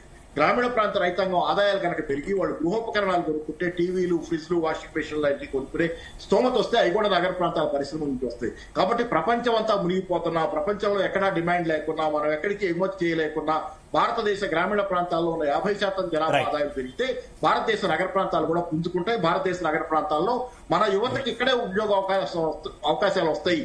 దేశంలోనే కాశ్మీర్ టు కన్యాకుమారి మనం డిమాండ్ కల్పించుకునే అవకాశం ఉందని చెప్పి గత 15 సంవత్సరాల నుంచి నా వాదన. ఈ మధ్య కాలంలో నీతి ఆయోగ్ కూడా కొన్ని ఇట్లాంటి వర్షన్స్ వస్తున్నాయి. ఏంటంటే అగ్రికల్చర్ సూపర్ పవర్ గా ఇండియా అవ్వాలి, వ్యవసాయ ఆధారితంగా మనం ముందుకెళ్లాలనేది నా వాదన. మొదటి నుంచి అదే, నేను కూడా ఇప్పుడు కూడా అదే గట్టిగా చెబుతున్నాను. ఇప్పుడు కొత్త మోడల్ కావాలి మనకి, అభివృద్ధి నమూనా. గతమంతా మనం పారిశ్రామిక, కార్పొరేట్ ఆధారిత, షేర్ మార్కెట్ ఆధారిత వ్యవసాయం ఇది నమూనా చుట్టూ వెళ్ళాం. ఓకే పాపరావు గారు, నోమన్ గారు, మనకి ఇక మీదట కంటిన్యూ మనకు స్వల్ప సమయం ఉంది కాబట్టి రాజకీయ విమర్శలు వద్దు కాకుండా అసలు ఉన్న పరిష్కారాలు ఏంటి మాట్లాడుకుందాం. ఇంకొక పాయింట్ నేను మీకు యాడ్ చేస్తున్నాను. ప్రెసెంట్ ఉన్నటువంటి సినారియోలో ఎయిదర్ మనం యాక్సెప్ట్ చేయాల్సింది, మనం ఇంకా స్టిల్ డిపెండ్ అయింది ఎయిదర్ చైనా మీద లేదంటే అమెరికా మీద. మనం ఈ మొత్తం హడావాడిలో, ట్రంప్ చేసిన హడావాడిలో చైనాని మర్చిపోతాం, స్కిప్ చేస్తున్నాం. ఎందుకంటే చైనా నుంచి చాలా ఇంపోర్ట్ చేసుకుంటున్నాం. మనం ప్రౌడ్ గా మేడ్ ఇన్ ఇండియా అని చెప్పుకునేటటువంటి ఒక మొబైల్ కావచ్చు, ఇంకోటి కావచ్చు, ఏ సాధనమైనా దాంట్లో ఉన్నటువంటి పార్ట్స్ అన్ని కూడా చైనా నుంచి వచ్చాయి.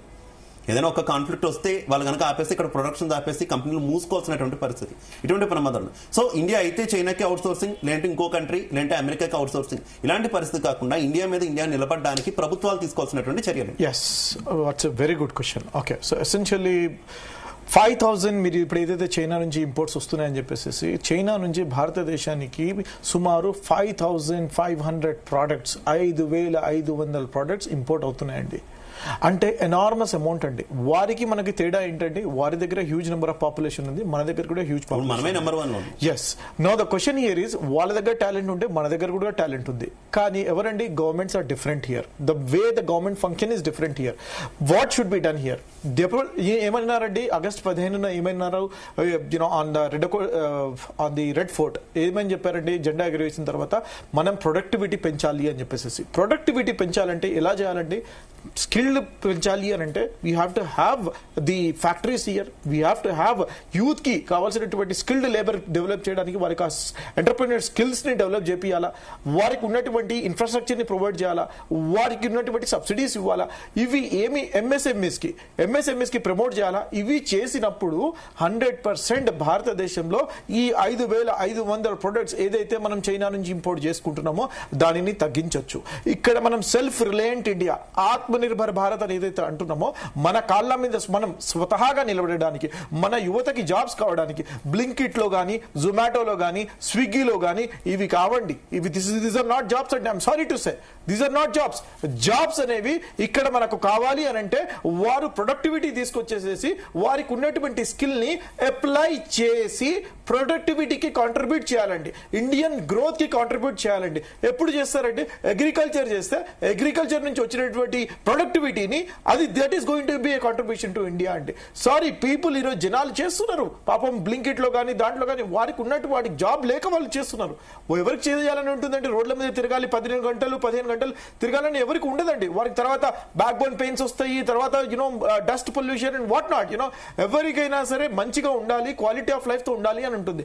It is the responsibility of the government to reset things, as sir has clearly mentioned. Economic policies ఏవైతే ఉన్నాయో దాన్ని రీసెట్ చేయాలి అని అంటే స్కూల్ లెవెల్, కాలేజ్ లెవెల్ నుంచి మన ఎడ్యుకేషన్ సిస్టమ్ లో ఎవరైతే మనం మాట్లాడుతున్నామో యంగ్ స్కిల్స్ అనేది డెవలప్ చేయాలా, ఇన్ఫ్రాస్ట్రక్చర్ డెవలప్ చేయాలా, ఇక్కడ వీరికి ఆపర్చునిటీస్ ఇవ్వాలా, గవర్నమెంట్ సబ్సిడీస్ ఇవ్వాలా, గవర్నమెంట్ వీరిని ప్రతి ఒక్క దానికి they have to educate the people చేసినప్పుడు then you can expect the growth with in India. Narasimha Reddy గారు, మీ ఒపీనియన్ ఏంటి? మన ముందున్నటువంటి ఆప్షన్స్ ఏంటి అంటే ఏం చెప్తారు? ఇప్పుడు ఇమ్మీడియట్ గా తీసుకోవాల్సినటువంటి అంశాలు ఏదైతే ఇందాక చెప్పినట్టు మన ప్రభుత్వం పైన ఒత్తిడి తీసుకురావడం, అదేవిధంగా మోడీ గారు కూడా మరి ఆ ప్రభుత్వంతో చర్చించి దీనికి ఒక టెంపరీ సొల్యూషన్ అనేది ఫైండ్ అవుట్ చేయాలి. రెండోది ఏంటంటే, మన భారతదేశము ఇతర దేశాలపైన ఆధారపడము అనేటువంటి అంశం ఏదైతున్నదో దాన్ని మనం డే బై డే తగ్గించుకోవాల్సినటువంటి ఆవశ్యకత ఎంతైనా ఉన్నది. ఈరోజు మన దేశంలో వస్తువుల యొక్క ఉత్పత్తిని పెంచుకోవాలి. మనకు కావాల్సినటువంటి ఉత్పత్తులు ఏవైతే ఉన్నాయో మనం ఇప్పుడు చైనా కానీ, అదేవిధంగా అమెరికా కానీ, ఇతర దేశాల నుండి ఏదైతే ఇంపోర్ట్ చేసుకుంటున్నామో వాటి యొక్క ఆవశ్యకతను తగ్గించుకోవాలి. అంటే స్వయంగా మనమే ఉత్పత్తి చేసుకునేటువంటి స్థాయికి ఎదగాలి. ఆ స్థాయికి ఎదగాలి అని అంటే ఈరోజు ప్రభుత్వాలు మరి రాష్ట్రాల వారీగా మరి స్కూలింగ్ నుండి కాలేజీలలో కానివ్వండి, నైపుణ్యత ఉన్నటువంటి నైపుణ్యత శిక్షణలు కూడా ఈరోజు స్కూల్ స్థాయి నుంచి అందించాలి. ఏదైతే ఇప్పుడు ఇండస్ట్రీస్ ఏర్పాటు చేయాలనుకుంటున్నారో, స్మాల్ స్కేల్ ఇండస్ట్రీస్ కానివ్వండి, లార్జ్ స్కేల్ ఇండస్ట్రీస్ కానివ్వండి, ఏవైతే ఇండస్ట్రీస్ ఏర్పాటు చేయాలనుకుంటున్నారో వారిని ప్రోత్సహించాలి, వారికి సబ్సిడీలు అందించాలి. అదేవిధంగా వారికి ఏవైనా ట్రైనింగ్ సెక్షన్స్ కానీ అట్లాంటివి ఏమైనా అవసరం ఉంటే కూడా ఈ ప్రభుత్వాలు వాళ్లకు ఆ స్కిల్ డెవలప్మెంట్ అనేది కల్పించాల్సినటువంటి అవసరం చాలా ముఖ్యము. ఇంకోటి ఏంటంటే ఈరోజు మనం చైనా నుంచి ఏదైతే మిషనరీ కానివ్వండి, ఏదైతే ఆర్గాన్ కెమికల్స్ కానివ్వండి, అదేవిధంగా ఎలక్ట్రికల్ ఐటమ్స్ కానివ్వండి, ఇంకా చాలా ప్రొడక్ట్స్ ఇందాక నుమాన్ గారు చెప్పినట్టు దాదాపు 5,000 పైచిలకు ప్రొడక్ట్స్ ఏవైతే మనము ఇంపోర్ట్ చేసుకుంటున్నామో దాంట్లో అయితే అసలు చైనాకు సంబంధించిన స్మార్ట్ ఫోన్స్, ముఖ్యంగా స్మార్ట్ ఫోన్స్ ఎలక్ట్రానిక్ డివైస్ ఏది మేడ్ ఇన్ ఇండియాలో దాంట్లో ప్రభుత్వం కేటగిరీస్ గా డివైడ్ చేసుకొని అంటే ఈ ప్రొడక్ట్స్ లో ఏ ప్రొడక్ట్స్ ని మనం ఇమ్మీడియట్ గా మనము తయారు చేసుకోగలుగుతాము, ఏ ప్రొడక్ట్స్ పైన ఇంకా అవగాహన పెంచుకొని తయారు చేసుకోవాల్సినటువంటి అవసరం ఉంది అనేది ఒక ప్రణాళిక తయారు చేసుకొని ముందుకు పోవాల్సినటువంటి అవసరం ఉన్నది. ఏది ఏమైనప్పటికీ ఈరోజు అమెరికాలో మొత్తం అమెరికా పాపులేషన్ లో 1.6% ఆఫ్ ద పాపులేషన్ మన భారతీయులే. దాదాపు 5.5 మిలియన్ మంది జనాలు ఈరోజు అమెరికాలో ఉన్నారు. మరి వాళ్ళందరికీ కూడా అండగా నిలవాల్సినటువంటి ఆవశ్యకత ఉన్నది. వాళ్ళందరికీ కూడా భారతీయులుగా మనందరం కూడా అండగా ఉండాలి. ఈ ప్రభుత్వం పైన ఒత్తిడి తీసుకురావాలి. ఈ ప్రభుత్వం ఖచ్చితంగా అమెరికా ప్రభుత్వంతో చర్చించి మరి ఏదైతే నిర్ణయం ఉన్నారో ఆ నిర్ణయం ఉపసంహరించుకునే విధంగా మనందరం కూడా వారికి అండగా ఉండాలి. ఎందుకంటే ఒకవేళ ఇప్పుడు ఆ ఏదైతే ట్యాక్స్ $1,00,000 వాళ్ళపైన ఇంపోజ్ చేస్తే దాని ఇంపాక్ట్ అనేది ఇక్కడ ఇండియాలో ఉన్నటువంటి కొన్ని లక్షల కుటుంబాల పైన ఒక పాయింట్ మనం డిస్కస్ చేయలేదు. నేను with your permission I want to add here Shiva గారు. సి ఎసెన్షియల్లీ మనం ఏదైతే $1,00,000 కట్టాలి అని చెప్తున్నామో కొత్త H1B వాళ్ళకి అవుతుందా లేకపోతే ఎగ్జిస్టింగ్ H1B వాళ్ళకి ఎఫెక్ట్ అవుతుందా అనేది ఆ క్లారిటీ రాలేదు. కంపెనీస్ అన్ని కూడా ఇమ్మీడియట్ గా రండి అని చెప్పి అనడం కూడా కొంత గందరగోళం, టెన్షన్ కూడా గురి చేస్తున్న సిచ్యువేషన్. ఒకవేళ ఎవరైనా అదర్ దాన్ అమెరికా వేరే ప్లేసెస్ లో ఇండియాలో Microsoft has sent an email. Microsoft has sent an email వారి యొక్క ఎంప్లాయీస్ కి మీరు 21 సెప్టెంబర్ 2025 లోపు వచ్చి రిపోర్ట్ చేయండి అని చెప్పేసి ఇటువంటి పానిక్ సిచ్యువేషన్ ఉంది. So it is the responsibility of the Indian government. అక్కడ ఉన్నటువంటి దౌత్యవేత్తలతో మాట్లాడి, అంబాసిడర్ పోయి, అక్కడ పోయి మినిస్ట్రీ ఆఫ్ ఎక్స్టర్నల్ అఫైర్స్ పోయి, అక్కడ ఉన్నటువంటి డిప్లొమాట్స్, యుఎస్ సెక్రటరీ జనరల్ తో మాట్లాడి ఆ గైడ్ లైన్స్ ఏంది అని చెప్పేసి తీసుకోవాలి. ఒకటి సార్, మీకు ఒక విషయం చెప్తాను. ఎమర్జెన్సీ ఉంటుంది, హెల్త్ ఎమర్జెన్సీ ఉంటుంది, మెడికల్ ఎమర్జెన్సీ ఉంటుంది, ఫ్యామిలీ ఎమర్జెన్సీ ఉంటుంది. ఒక H1B అక్కడ పనిచేస్తున్నాడు, వాళ్ళ మదరో ఫాదరో ఫ్యామిలీ మెంబరో క్లోజ్ రిలేటివ్ ఎవరో ఇక్కడ చనిపోతారు, మళ్ళీ వారి అంతిమ సంస్కారాలకైనా రావాలి కదండి. అటువంటి హ్యుమానిటీ వాల్యూస్ కూడా లేకుండా ఇటువంటి ఆంక్షలు పెడితే వారు ఎట్లా పోతారండి చెప్పండి. పెళ్లిళ్ళు ఉన్నాయి జనాలకు. H1B లో ఉన్నటువంటి వారు పెళ్లిళ్ళు. సార్, ప్రధానమైనటువంటి సమస్య ఏదైతే ఉన్నదో ఈ ఏదైతే $1,00,000 ఇంపోజ్ చేస్తున్నారో ఫీజు అనేది, దాన్ని ఎట్లా ఓవర్కమ్ చేయాలనేది వెరీ ఇంపార్టెంట్. కానీ ఇక్కడ ఉన్నటువంటి ప్రధాన ప్రతిపక్షమైనటువంటి కాంగ్రెస్ పార్టీ ఎంతసేపు ఉన్న విమర్శలు చేయడంలోనే ముందున్నది కానీ దాన్ని ఎట్లా సార్ట్ అవుట్ చేయాలనేటువంటి అంశంలో లేదు. ఎందుకంటే నిన్న చూస్తే మన ముఖ్యమంత్రి గారు రేవంత్ రెడ్డి గారు కూడా మాట్లాడారు, మన తెలంగాణ రాష్ట్రంలో ఒక ట్రంప్ ఉన్నారు అని చెప్పి కూడా మాట్లాడారు. అంటే చెప్తా ఉన్నాను నేను, అంటే అంశాన్ని ఏ రకంగా పరిష్కరించాలని ప్రయత్నం చేయాలి కానీ ఎంతసేపు ఉన్న రాజకీయ విమర్శ చేయడం అనేది తప్పు. ఎందుకంటే ఒక్క నిమిషం సార్, ఈ రోజు వారు టాపిక్ అని కాదు, ఈ రోజు వారు గౌరవ కేసీఆర్ గారిని ట్రంప్ తో పోలిస్తే మరి వారిని కూడా మేము కూడా మన ఆయన ఉన్నారు కదా ఎవరో కిమ్ జాంగ్ ఎవరు ఉన్నారు కదా, ఆయనతో పోల్చవలసి వస్తుంది. ఓకే నరసింహరెడ్డి గారు, పాపారావు గారు, నేను ఇందాక ప్రస్తావించినట్టు ప్రపంచ దేశాల్లో మైగ్రెంట్స్ మీద జరుగుతున్నటువంటి నిరసనలు ఏవైతే ఉన్నాయో మనం రీసెంట్ గా చూసిన వాటి లండన్ లో కావచ్చు, ఆస్ట్రేలియాలో కావచ్చు, అమెరికాలో కూడా కొంత వ్యతిరేకత పెరుగుతున్నటువంటి పరిణామాలు కావచ్చు. ఈ నేపథ్యంలో మైగ్రేట్ అవుతున్నటువంటి ఇండియన్స్, అది అమెరికా కావచ్చు, ఆస్ట్రేలియా కావచ్చు, లండన్ కావచ్చు, ఇంకో ప్రాంతం కావచ్చు, ఎక్కడైనా సరే అక్కడ స్థానికులు డామినేట్ ఫీల్ అవ్వకుండా ఏ రకంగా బిహేవియర్ ఉండాలి అంటే ఏం చెప్తారు? ఎందుకంటే ఈ మధ్య మనం అయితే చాలా గొప్పగా చెప్పుకుంటాం, మనదంతా కూడా వసుదైక కుటుంబాన్ని మనం గొప్పగా చెప్పుకుంటాం, కానీ రియాలిటీలో ప్రపంచ దేశాల్లో అలాంటి పరిస్థితి అయితే కనిపించట్లేదు. మా మీద డామినేషన్ ఎక్కువ అవుతుంది మైగ్రెంట్స్ ది అనేటటువంటి అభిప్రాయాలు ఎక్కువగా స్థానికంగా కలుగుతున్నాయి. అఫ్ కోర్స్ ఇండియాలో కూడా మనం చూసాం, నిన్న మొన్నటి దాకా మార్వాడీలకు సంబంధించినటువంటి ఇష్యూ ఏ రకంగా వచ్చిందో అలాంటిదే ప్రపంచవ్యాప్తంగా కూడా కంటిన్యూ అవుతున్న సిచ్యువేషన్ కదా. ఈ నేపథ్యంలో ఇండియన్ మైగ్రేట్స్ కి మీరు ఇచ్చేటటువంటి సూచన ఏంటంటే?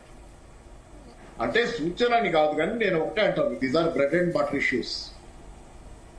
ఏ దేశంలోనైనా వాళ్ళ దేశంలో ప్రజలు వాళ్ళు బతకడం కష్టమైనప్పుడు పక్క వాళ్ళ మీదకి ఆటోమేటిక్ గా వాళ్ళ దృష్టి వస్తుంది. అది కూడా వాళ్ళ దేశీయుల మీద కాకుండా, అంటే వాళ్ళ దేశీయులు వాళ్ళలాగే ఉంటారు కాబట్టి స్కిన్ కలర్ దృష్ట్యా కానీ ఇతరత్ర వాళ్ళ మీద దృష్టి కాకుండా బయట డిఫరెంట్ గా కనపడే వాళ్ళ మీదకి ఈజీగా జీనోఫోబిక్ అంటారు. అంటే రెండో జాతి ఇతర జాతుల మీద ద్వేషం వస్తుంది. ఆ ద్వేషం మామూలుగా ఉంటుంది, మామూలు టైంలో అది పెద్ద ఇష్యూగా ఉండదు. కొంత జనరల్ గా నేను ఒకప్పుడు ఇంగ్లాండ్ లో రాసేవాళ్ళని అంటారు, యూకేలో కొన్ని రెస్టారెంట్స్ ముందు, హోటల్స్ ముందు బోర్డులు పెట్టేవాళ్ళని, Indians and dogs are not allowed. భారతీయుల్ని కుక్కలకి అనుమతి లేదు లోపలికి రావడానికి అని బోర్డులు పెట్టేవాళ్ళు. అది ఎప్పుడు జరిగిన సందర్భం చరిత్రలో. అట్లా అంటే అది ద్వేషం, అంటే మన చిన్నచూపు చూసే విషయం కాదు. ఇక్కడ జరుగుతుంది ఏంటంటే బ్రెడ్ అండ్ బటర్ ఇష్యూ. వాళ్ళకి బతకడం కష్టమైపోయింది, వాళ్ళకే ఉద్యోగాలు లేకుండా పోయింది, మళ్ళీ వీళ్ళేమంతా వచ్చి మా ఉద్యోగాలు తీసుకుంటారు అనేది ఇష్యూ. డామినేషన్ ఈ కాదు ఇష్యూస్. కాబట్టి ఈ ఇష్యూ మామూలుగా మనం ఎంత మంచిగా ఉన్నా, ఎంత అణిగిమణిగున్నా, ఎంత పద్ధతిగా ఉన్నా ఈ ఇష్యూస్ మనం దాన్ని ఓవర్కమ్ అవ్వలేము. కాబట్టి ప్రాబ్లమాటిక్ ఇష్యూ. కాబట్టి ఇక్కడ జరుగుతుంది ఏంటంటే దీనివల్ల బెనిఫిట్ అవుతుంది ఎవరు? మనం ఎడ్యుకేట్ చేయాల్సింది కొంత లాంగ్ టర్మ్ ప్రాసెస్ కావచ్చు అని. ఇప్పుడు మీరు ఓవరాల్ గా భారతీయులు లేకపోతే నల్ల జాతి వాళ్ళు, మనం అంటే నల్ల చర్మం, అదే బ్రౌన్ నల్ల చర్మం ఉన్న వాళ్ళు, వైట్స్ కొట్టుకుంటే ఎవరికండి అసలు ఉద్యోగాలు ఎందుకు లేవు? ఆ ప్రశ్న వేయాలి కదా. ఉద్యోగాలు ఎందుకు లేవు? భారతీయులు పోవటం వల్లే లేవా? చైనీయులు పోవటం వల్లే లేవా? లేకపోతే ఇంకో దేశం ఆఫ్రికన్స్ పోవటం వల్లే ఉద్యోగాలు లేవా అంటే అది కాదు. అసలు సమస్య కాదు. వలసలు లేని దేశాల్లో కూడా నిరుద్యోగం ఉంది కదా, వలస లేని దేశాల్లో కూడా నిరుద్యోగం ఉంది. ఎవరు బయట వాళ్ళని వెళ్ళని దేశాల్లో కూడా నిరుద్యోగం ఉంది.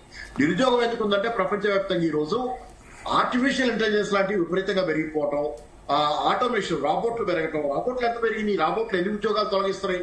మ్యానుఫ్యాక్చరింగ్ సెక్టర్ లో, సరుకు ఉత్పత్తి రంగంలో, కార్ల పరిశ్రమ లాంటి పరిశ్రమలు కానీ సరుకు ఉత్పత్తి రంగంలో అసలు మనుషులు అవసరం లేకుండా పనిచేసే ఫ్యాక్టరీలు వస్తాయి, రోబోట్లే పనిచేస్తున్నాయి. అమెజాన్ లాంటి గోడౌన్స్ లో పనిచేసే ఫ్యాక్టరీలు, బాక్సర్ రాబోట్లు, ఇట్లాంటి రకరకాల రాబోట్లు, ఎన్ని రకాలు. అంటే మనుషుల ఉద్యోగాలు తీసేస్తుంది. ఎవరు తీస్తున్నారు? ఎందుకు తీస్తున్నారు? ఎవరైతే లాభాల కోసం వెంపర్లాడుతున్నారో, బాగా పెట్టుబడి పెట్టగలిగిన వాళ్ళు, కార్పొరేట్లు లాభాల కోసం వెంపర్లాట్లో మనుషులు తీసేసి యంత్రాలు పెట్టుకుంటున్నారు. లాభాలు రావాలంటే మనిషిని పెట్టుకుంటే నెల జీతం ఇవ్వాలి, వాడి జీతం పెంచమంటే అది గొడవ అవుతుంది. ఇవన్నీ కాకుండా ఒక మెషిన్ కొనుక్కొని పెట్టుకుంటే అదే జీవితకాలం ఉడిగా చేస్తుంది.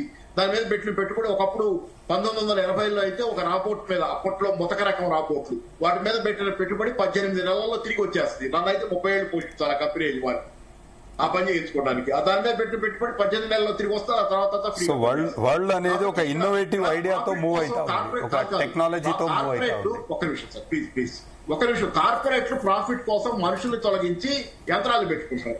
ఇప్పుడు ఎవరు నిజంగా కారణం? నేను పోయి వాళ్ళ ఉద్యోగం తీసుకుంటున్నారా? అసలు యంత్రాలు వాళ్ళ దేశంలో కార్పొరేట్లే వాళ్ళకి ద్రోహం చేస్తున్నాయా?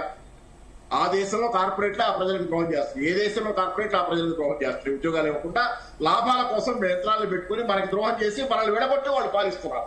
ఎందుకంటే దృష్టి వాళ్ళ మీద పడకూడదు కదా, కార్పొరేట్ల మీద దృష్టి పడకూడదు.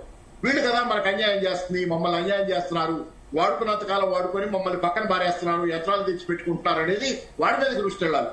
వెళ్లకుండా తెల్లవాడు నల్లవాడు ఇద్దరు కూలీలు కొట్టుకుంటే, తెల్ల కూలీ నల్ల కూలీ కొట్టుకుంటే కార్పొరేట్ యజమాని మాత్రం క్షేమంగా ఉంటున్నాడు అక్కడ. ఇది మనం ఎడ్యుకేట్ చేయాల్సిన విషయం. ఎప్పటికైనా ప్రపంచం గ్రహిస్తుంది ఈ విషయాన్ని. అన్ని చోట్ల జరుగుతుంది ఇదే. ఎవరు తొలగిస్తున్నారు ఉద్యోగస్తుల్ని? ప్రతి చోట, ప్రతి దేశంలో జరుగుతుంది. కార్పొరేట్ కంపెనీలు వేల సంఖ్యలో, లక్షల సంఖ్యలో ఉద్యోగులు తొలగిస్తున్నాయి. ఉద్యోగాలు ఇస్తున్నారు వాళ్ళు. కొత్తగా ఏమన్నా మనం పోయి తీసుకుంటుంటే వాళ్ళకి రాకుండా పోవడానికి ఆ దేశంలో వాళ్ళ కార్పొరేట్లు ఎంతమందిని తీసేస్తున్నాయండి. దేశాలు, ప్రతి దేశంలో కార్పొరేట్ ఉద్యోగాలు తొలగిస్తున్నాయి.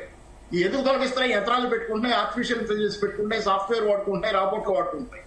This we have to educate. కారణం, నీకు సమస్యకు కారణం కార్పొరేట్ల లాభాపేక్ష, దురాశ, దానివల్ల నిన్ను రోడ్లు పడేస్తున్నారు అనేది మనం ఎడ్యుకేట్ చేయాలి. నా వల్ల కాదు నీ ఉద్యోగం పోతుంది, నీ దేశంలో ఉన్న కార్పొరేటే, నీ దేశంలో నీ వెనక్కున్న కార్పొరేటే దానికి కారణం అనేది చెప్పిన దాకా ఈ కొట్లాటలు అది గ్రహించడానికి కూడా టైం పడుతుంది, ఇమీడియట్ గా జరగదు. కానీ but this is the royal way to teach people. Right, Noman గారు కంక్లూడ్. సో ఎసెన్షియల్లీ ఏదైతే ఇష్యూస్ సమస్య కారణం ఓకే, ఎసెన్షియలీ ఏదైతే ఇష్యూస్ ఉన్నాయో ఈ రోజు ఈ ట్రావెల్ రెస్ట్రిక్షన్స్ గురించి అమెరికా ఏదైతే నోటీస్ జారీ చేసిందో దాని గురించి India has to respond immediately. ఇక్కడ ఉన్నటువంటి పానిక్ సిచ్యువేషన్, ఇక్కడ ఉన్నటువంటి పీపుల్లో ఏదైతే ఉందో 3 లక్షల పీపుల్ కొత్త H1B పొందిన వారు కానివ్వండి, అక్కడ ఉన్నటువంటి భారతీయులు కానివ్వండి, ఏ రకంగా ఇది ఇంపాక్ట్ అవ్వబోతుందో, it is the immediate responsibility of Indian government to talk to the US diplomats and to ensure ఏదైతే గైడ్ లైన్స్ ఉన్నాయో దాంట్లో ఎవరు ఇంక్లూడ్ అయ్యి ఉన్నారు, ఎవరు ఇంక్లూడ్ గారు, దానికి ఏమైనా వీరు కొంచెం టైం ఇస్తారా, లేకపోతే వీరు కోర్టుకు వెళ్తారా, లేకపోతే స్టే ఆర్డర్ తెచ్చుకుంటారా, ఆ ఎగ్జిక్యూటివ్ ఆర్డర్స్ వ్యాలిడ్ అవుతాయా కావా అని చెప్పేసి లీగల్ ఎక్స్పర్ట్స్ కూడా మాట్లాడి they have to come after talking to the US diplomats ఈ వీరి యొక్క డిసిషన్స్ అండ్ ఇది తీసుకోవాల్సిన అవసరం ఉంది. That is the immediate responsibility of the BJP government of the Modi government here. Foreign policy is very important. Tariffs వేస్తున్నారు, వీళ్ళు మనకి ఇక్కడ ఇబ్బంది పెడుతున్నారు అని చెప్పేసి ఏదైతే మాట్లాడుతున్నామో దాన్ని కూడా ఎస్టాబ్లిష్ చేయాల్సిన అవసరం ఉంది. ఎవ్రీథింగ్ రిసిప్రోకల్ టారిఫ్స్ కూడా మనం వేయాల్సిన అవసరం ఉంది. India is a very strong economy, India is a strong country, India has a immense talent, India దగ్గర చాలా రిసోర్సెస్ ఉన్నాయి. మనం భయపడాల్సిన అవసరం లేదు అమెరికాకి. అమెరికాని చూసి కన్నెర్ర చేయగానే భయపడాల్సిన అవసరం అసలే లేదు. మనకి we have to stand on our own and we have to fight for hour rights and we have to fight for our people and we have to fight for the justice. Right Narasimha Reddy please conclude. ఒకటే ఈ సందర్భంగా నేను ఒకటే చెప్పాలనుకుంటున్నాను. ఏదైతే ఇప్పుడు వాళ్ళు తీసుకున్నటువంటి నిర్ణయం ఉందో ఆ నిర్ణయం పైన మన దేశ ప్రధాని గారు స్పందించాల్సినటువంటి అవసరం ఉంది, ఇమ్మీడియట్ గా స్పందించాల్సినటువంటి అవసరం ఉంది. అదేవిధంగా అమెరికా ప్రభుత్వం పైన ఒత్తిడి తీసుకురావాల్సినటువంటి అవసరం ఉంది. ఈ సందర్భంలో మనందరం కూడా ఏదైతే వారు తీసుకునేటువంటి నిర్ణయం ఉన్నదో, వారు చర్చించేటువంటి అంశం ఉన్నదో దానికి అందరం కూడా మనము మద్దతు తెలపాల్సినటువంటి అవసరం ఉన్నది. ఎందుకంటే ఇది ఏ ఒక్క రాష్ట్రానికి సంబంధించినటువంటి విషయం కాదు, ఇది దేశానికి సంబంధించినటువంటి విషయం. ఈరోజు పార్లమెంటులో ఎవరైతే గుర్తింపు పొందినటువంటి వ్యక్తులు ఉన్నారో వాళ్ళందరూ కూడా వివిధ రాష్ట్రాల నుంచి వెళ్ళి అక్కడ ప్రాతినిధ్యం వహిస్తున్నటువంటి సందర్భం ఉన్నది. మరి వాళ్ళందరూ కూడా ప్రభుత్వం పైన ఒత్తిడి తీసుకురావాలి 100%. అదేవిధంగా ప్రభుత్వం కూడా ద్వైపాక్షిక చర్చలు జరిపి ఒక అమికబుల్ సూటబుల్ రెమెడీ అనేది ఇమ్మీడియట్ గా తీసుకురావాలి. ఎందుకంటే ఈ రోజు దాదాపుగా కొన్ని లక్షల మంది జీవితాల మీద ప్రభావం చూపేటువంటి అంశం ఇది. అదేవిధంగా అంటే ప్రత్యక్షంగా పరోక్షంగా ఈ రోజు అమెరికాలో ఉన్నటువంటి కుటుంబాలపైన ప్రత్యక్షంగా ప్రభావం చూపుతుంది. అదేవిధంగా భారతదేశంలో కానీ ఇతర దేశాలలో కూడా నివసిస్తున్నటువంటి వ్యక్తుల మీద, వారి యొక్క బంధుగణం మీద కూడా పరోక్షంగా ప్రభావం చూపేటువంటి అవసరం ఉన్నది, పరిస్థితి కనిపిస్తున్నది. అదేవిధంగా ఈ యొక్క పెంపు వల్ల, ఈ ఫీజు పెంపు వలన ఈరోజు ప్రతి ఒక్క రంగంలో కూడా దాని ఇంపాక్ట్ అనేది స్పష్టంగా కనిపించబోతున్నది, దాని ఇంపాక్ట్ అనేది ఉంటది. కాబట్టి దీనిపైన ప్రభుత్వం వెంటనే స్పందించి వెంటనే అమెరికా వారితో ఆ ప్రభుత్వంతో చర్చలు జరిపి అక్కడ ఉన్నటువంటి అధికారులతో చర్చలు జరిపి దీనిపైన ఒక అమికబుల్ సొల్యూషన్ అనేది ఫైండ్ అవుట్ చేయాలని చెప్పి నేను కోరుతాను. పాపరావు గారు చివరిగా ఒక ముఖ్యమైనటువంటి క్వశ్చన్, కొంతమంది విశ్లేషణ ముఖ్యంగా సోషల్ మీడియాలో సర్క్యులేట్ అవుతుంది, రెజ్యూమ్ చేంజ్, ఇండియాలో కూడా రెజ్యూమ్ చేంజ్ చేయడానికి అమెరికా చాలా ట్రై చేస్తుంది. అందులో భాగంగానే ఇవన్నీ కూడాను ఇండియాలో ఏదైనా ఒక గట్టి నిరసన ఏదైనా వస్తే దాన్ని అడ్డం పెట్టుకుని ప్రభుత్వం మార్చే ప్రయత్నం జరుగుతుంది అనేటటువంటి కామెంట్స్ వినిపిస్తున్నాయి. నిజమా? ఆ దిశగా ఏమైనా ఛాన్స్ ఉందంటారు? మీ దృష్టికి ఏమైనా అనిపించిందా? అంటే ఇండియాలో రిజైన్ చేంజ్ గురించి అమెరికాకి కోరుకుంటే ఉండొచ్చు. ఎందుకంటే మొన్న ఏదో అర్నబ్ గోస్వామి కూడా ఓ రోజు రాత్రి తెల్లవారు చూస్తే అర్నబ్ గోస్వామి ఆ నేపాల్లో ఘటనలో జరిగిన తెల్లవారి ఆ రోజు రాత్రి అది అర్నబ్ గోస్వామి చాలా ఘోష పెడుతున్నాడు. ఆయన సోషల్ మీడియా ద్వారా భారతదేశంలో కూడా ఏదో కుట్ర చేస్తున్నారని. సరే, అది కాసేపు పక్కన పెడితే ఇప్పుడు కుట్ర చేసేది ఎవరు, ఎట్లా కుట్ర చేస్తారు? ఎదుటోడి మీద చేస్తారు కానీ తన మీద చేసుకోరు కదా. ఇప్పుడు అమెరికా కూడా నష్టమే కదా, ఈ ప్రాసెస్ లో అమెరికా కూడా నష్టపోబోతుంది. అందుకని అమెరికా తను నష్టపోయి మనం నష్టపెట్టాలనుకుంది కదా, మనం నష్టపెట్టాలనుకుంటుంది.